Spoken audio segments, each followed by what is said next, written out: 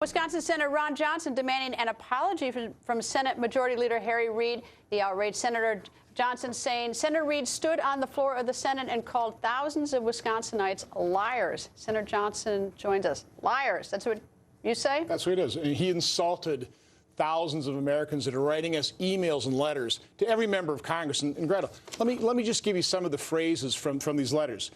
You need to understand how cheated we feel. This is not right. I can't afford this. Please help. Sir, I'm begging for your help. I guess we are the collateral damage. Why are they destroying us in this process? We are scared. Now these are real phrases from real letters coming from real Americans that have been harmed and damaged by Obamacare. These are the people that Senator Harry Reid are basically calling a liar. It is outrageous. It's an insult, and he should apologize post-haste. Why do you think he said that? Because, you know, look, I get the letters, too. I get the emails, too. And whether you're for Obamacare or not for it, there are certainly some people who have, who have come up very short on this, whether their premiums have spiked or they've lost their insurance or whatever. There are some people who do have horror stories. So why does he say that? He's denying reality, and he's trying to get the rest of America to deny reality so they can just plow forward with Obamacare, which is eventually going to lead to a single-payer system. That's always been their dream. But, what we need Democrat senators to start acting responsibly, start repairing the damage of this health care law. They've got to stop turning a deaf ear to these pleas of the American public. But that's what Harry Reid is doing. He's just turning a deaf ear, a blind eye. They refuse. They talk about fixing it. There's nobody proposing any true fixes to Obamacare now. Well, I don't even think it's sort of turning a blind eye. I mean, he is affirmatively going out there and saying, essentially, as you use the word liars, that these are untrue, these horrors. I mean, so I don't know what parallel universe he lives in. I mean, certainly people in Nevada must write him. Well, normally I would be shocked that those words would come out of the majority leader of the United States Senate's mouth.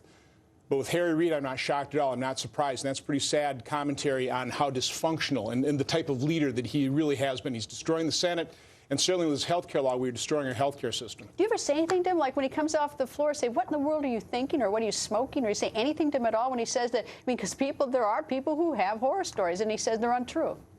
I don't have a whole lot of contact with Senator Harry Reid. You never say anything to him? Not a whole lot. Does he know your name? I think so.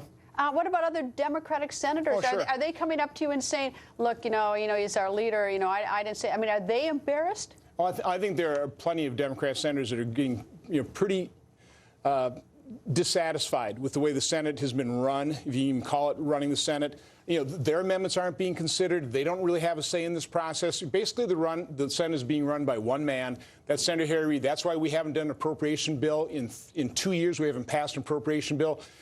Prior to, I think we've gotten a couple votes on amendments, but prior to those, Republicans had 4 roll call votes on amendments since July of 2013. This is in the world's greatest deliberative body.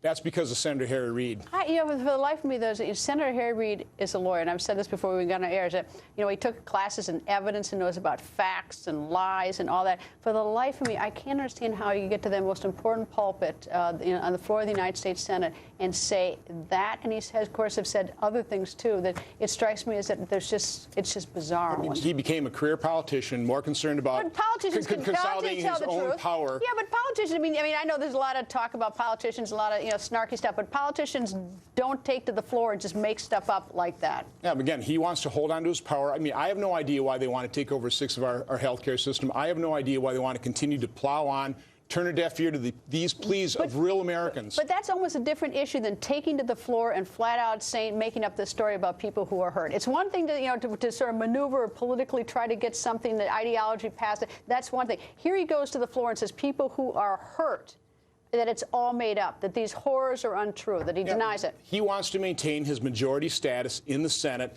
He realizes that they're pretty vulnerable on Obamacare because of this. And the Democrats will vote for him again like that? Apparently, they voted for him this last time, even though a number of them are very dissatisfied with the way he is leading them. Senator, nice to see you from the great state of Wisconsin, of course. I always Have a great night. And Leader